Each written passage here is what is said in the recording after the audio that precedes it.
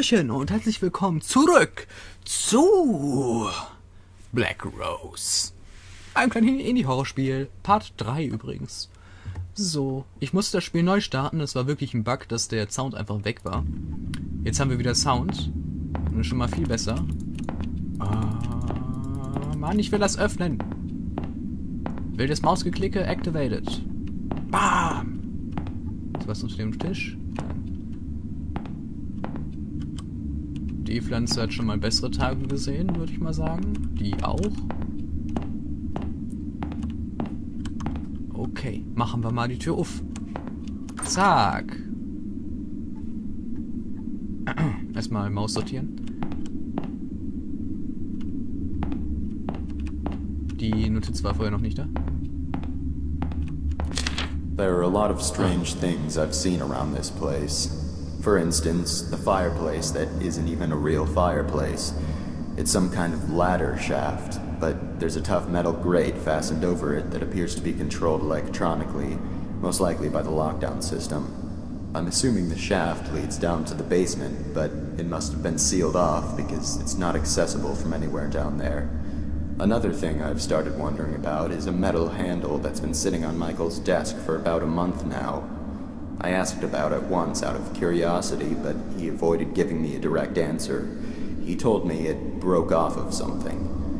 I had already assumed this, seeing as it's covered in dirt and rusted around the edges where it had clearly been attached to something for a very long time.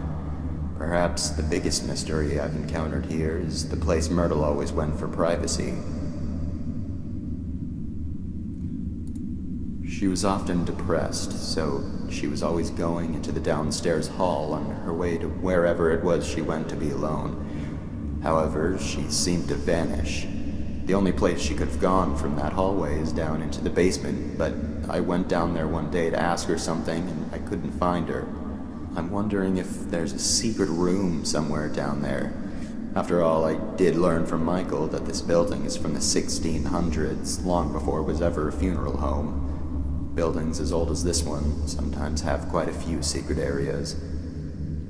Okay. Also ist dieser Fireplace, wo wir schon die Leiter drin gesehen haben, eben der Ofen unten. Nicht Ofen, hier, Kamin. Ja. Weißt du Bescheid. Da ist tatsächlich was los. Immer auch dasselbe. Please tell your son to stop, ja. Okay, ich denke, wir müssen uns jetzt Richtung unten bewegen. Wir werden mal hinrennen.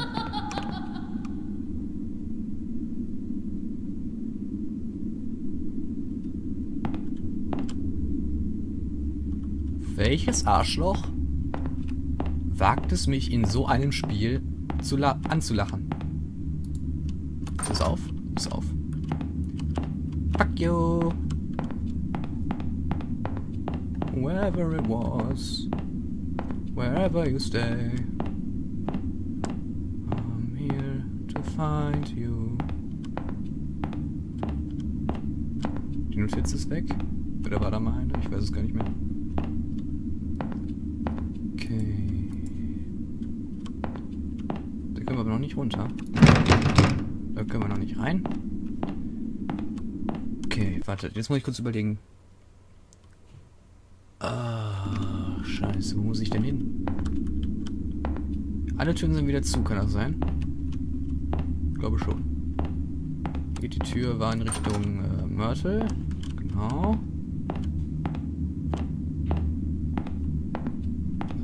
Die Maus ist gerade ein wenig kacke. Die war gerade an meiner Tastatur direkt. War ein bisschen unbequem. Pain and suffering has warped their bodies. There's security card reader here. It looks like it also requires a passcode. So viel haben wir schon vorletzte Folge, glaube ich, war das festgestellt. Okay, wir gehen mal in die Richtung da. In die Family Room, glaube ich. Die ist ja sehr offensichtlich gewesen am Anfang. Da gehe ich nie wieder runter, wenn ich nicht muss. Fuck you, Spiel. Okay. So, da vorne habe ich auf. Immer noch zu. Hä? Moment. Kann ich jetzt hier rein? Hier ist nichts. Hä? Bin ich doof? Hä?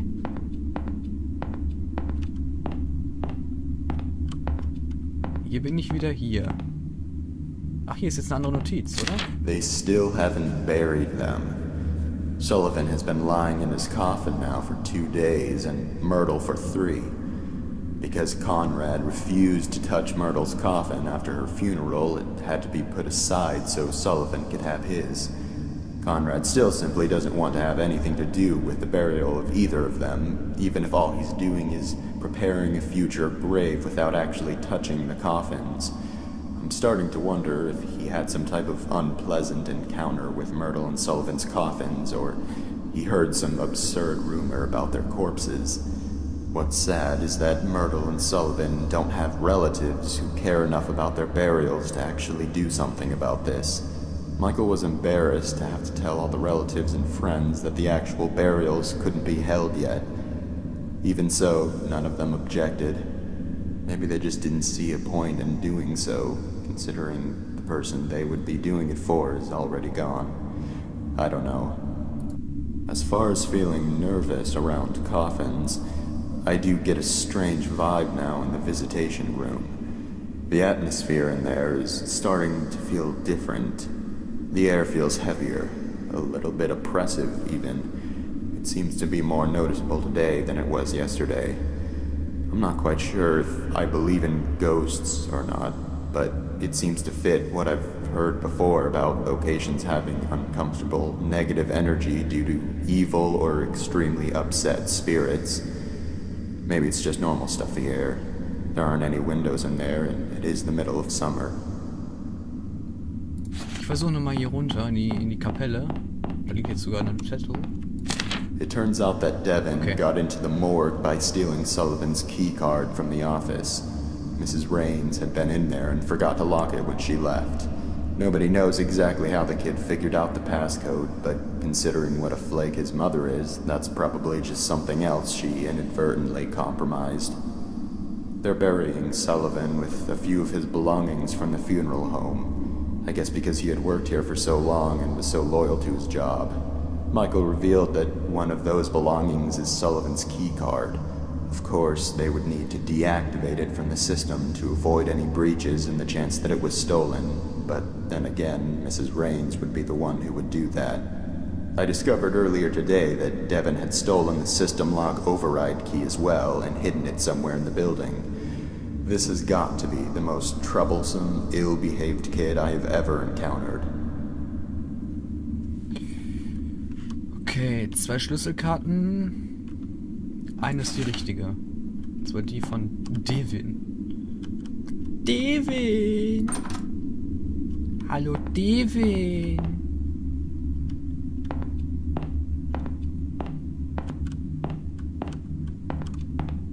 Ist hier was Neues drin? Nein.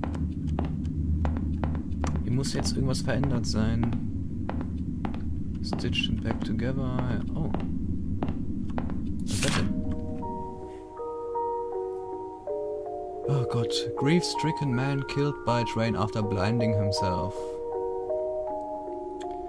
57-year-old Sullivan James, one of 2 funeral directors at the Shanmire Hills funeral home, was killed Monday after he tripped and fell onto the tracks of an oncoming train. According to his co-workers at the funeral home, James had slipped into a state of grief-stricken hysteria just minutes earlier. After experiencing an emotional breakdown over the death of a childhood friend and co-worker Myrtle Warnworth, who had been suffering from a severe brain tumor, which doctors had deemed inoperable.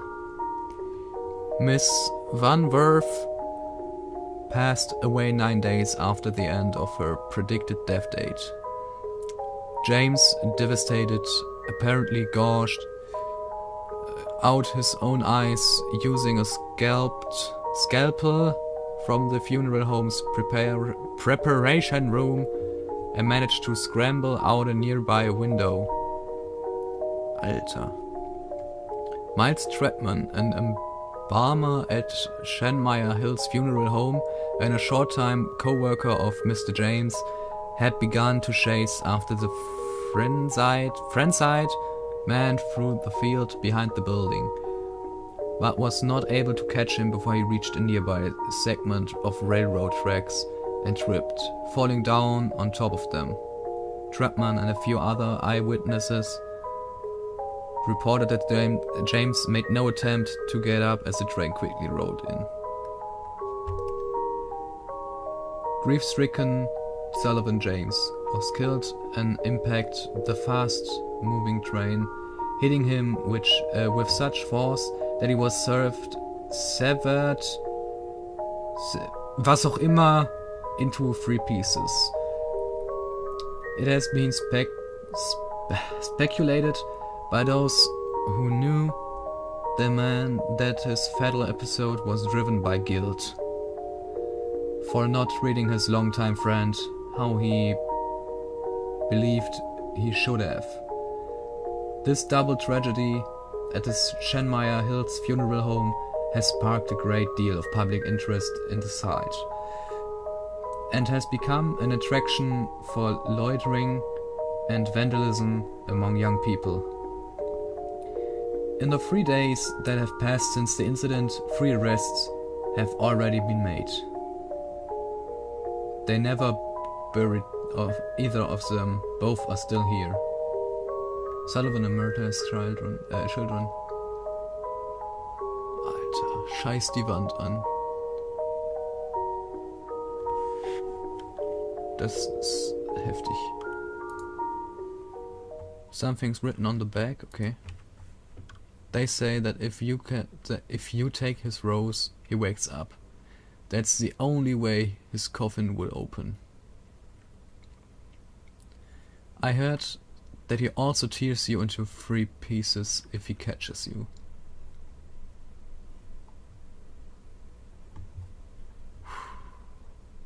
Alter. Was zum Fick? Something's under the table. Alter, nicht dein Ernst. Okay, look under the table. Komm.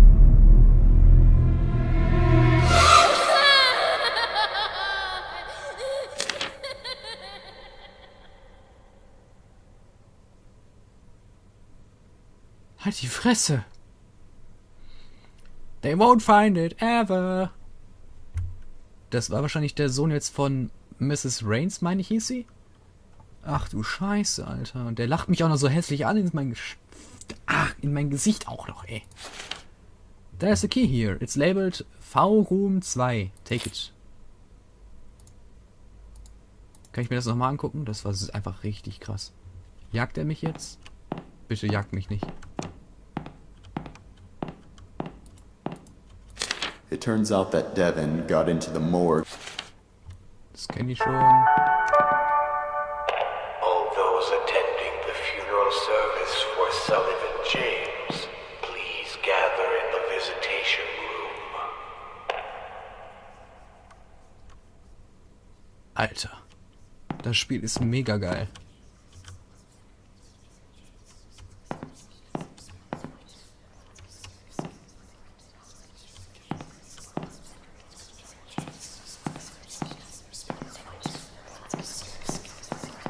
Halt die Fresse! Ruhe! Schnauze! Wow! Wartet! Hallo? Key inside of the... Soll ich das vorher sehen? Hä? Bisschen später Hinweis. Visitation Room.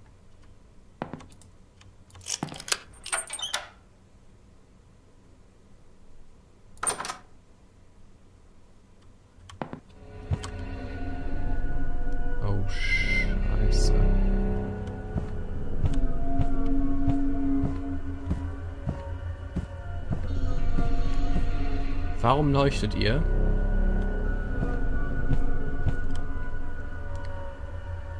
Dare you, double dare you. Nicht dein Ernst, die Rose. Ich bin doch nicht bekloppt. Ich bin doch nicht wahnsinnig. Alter, du willst mir doch jetzt nicht ernsthaft weismachen, dass ich die scheiß Rose nehmen soll. Ich bin doch nicht behindert. Ich rühre die doch nicht an. Aber unser Protagonist hier, der nicht springen kann übrigens, weil er einfach zu schwach ist, aber dafür dann so Türen eintreten kann, der ist ja wohl vollkommen behindert.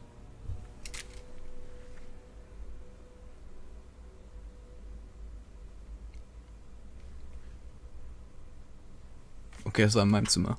Okay. Alter.